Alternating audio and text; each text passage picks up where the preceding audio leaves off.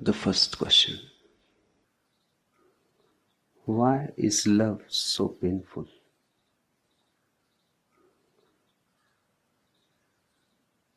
Love is painful because it creates the way for bliss. Love is painful because it transforms. Love is mutation. Each transformation is going to be painful because the old has to be left for the new. The old is familiar, secure, safe. The new is absolutely unknown. You will be moving in an uncharted ocean. You cannot use your mind with the new. With the old, mind is skillful. The mind can function only with the old. With the new, the mind is utterly useless. Hence, fear arises. And leaving the old, comfortable, safe world, the world of convenience, pain arises. It is the same pain that the child feels when he comes out of the womb of the mother. It is the same pain that the bird feels when he comes out of the egg. It is the same pain that the bird will feel when he will try for the first time to be on the wing. The fear of the unknown and the security of the known. The insecurity of the unknown. The unpredictability of the unknown makes one very much frightened. And because the transformation is going to be from the self towards a state of no self, agony is very deep. But you cannot have ecstasy without going through agony. If the gold wants to be purified, it has to pass through fire. Love is fire. It is because of the pain of love, millions of people live a loveless life. They too suffer, and their suffering is futile. To suffer in love is not to suffer in vain. To suffer in love is creative. It takes you to higher levels of consciousness. To suffer without love is utterly a waste. It leads you nowhere. It keeps you moving in the same vicious circle. The man who is without love is narcissistic. He is closed. He knows only himself.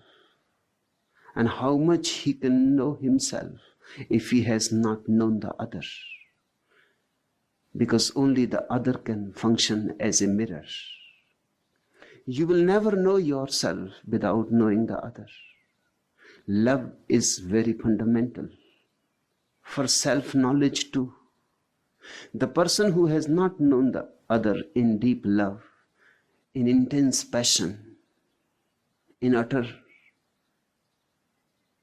ecstasy, will not be able to know who he is, because he will not have the mirror to see his own reflection. A relationship is a mirror. And the purer the love is, the higher the love is, the better the mirror. The cleaner the mirror. But the higher love needs that you should be open. The higher love needs you to be vulnerable. You have to drop your armor. That is painful. You have to be not constantly on guard.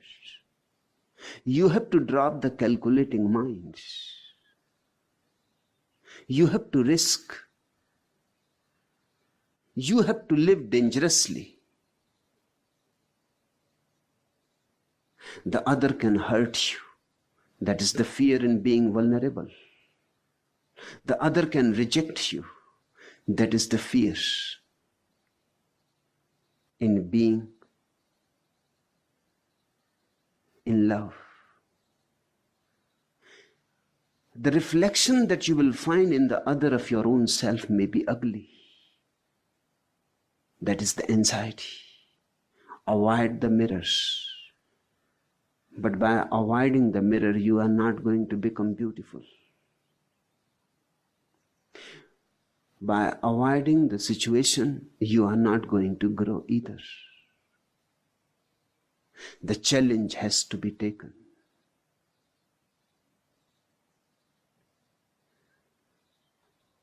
One has to go in love. That is the first step towards God. And it cannot be bypassed. Those who try to bypass the step of love will never reach to God. That is absolutely necessary. Because you become aware of your totality only when you are provoked by the presence of the other. When your presence is enhanced by the presence of the other. When you are brought out of your narcissistic, closed world under the open sky. Love is an open sky. To be in love is to be on the wing. But certainly, the unbounded sky creates fear. And to drop the ego is very painful, because we have been taught to cultivate the ego. We think the ego is our only treasure. We have been protecting it. We have been decorating it. We have been continuously polishing it. And when love knocks on the door, all that it needs to fall in love is to put aside the ego. Certainly it is painful. It is your whole life work. It is all that you have created. This ugly ego. This idea that I am separate from existence. This idea is ugly because it is untrue. This idea is illusory. But our society exists is based on this idea that each person is a person, not a presence. The truth is that there is no person at all in the world. There is only presence. You are not as an ego, separate from the whole. You are part of the whole. The whole penetrates you. The whole breathes in you, pulsates in you. The whole is your life. Love gives you the first experience of being in tune with something that is not your ego. Love gives you the first lesson that you can fall into harmony with someone who has never been part of your ego. If you can be in harmony with a woman, if you can be in harmony with a friend, with a man, if you can be in harmony with your child or with your mother, why can't you be in harmony with all human beings? And if to be in harmony with a single person gives such joy, What will be the outcome if you are in harmony with all human beings? And if you can be in harmony with all human beings, why can't you be in harmony with animals and birds and trees? Then one step leads to another. Love is a ladder. It starts with one person. It ends with the totality. Love is the beginning. God is the end. To be afraid of love, to be afraid of the growing pain of love, is to remain enclosed in a dark cell.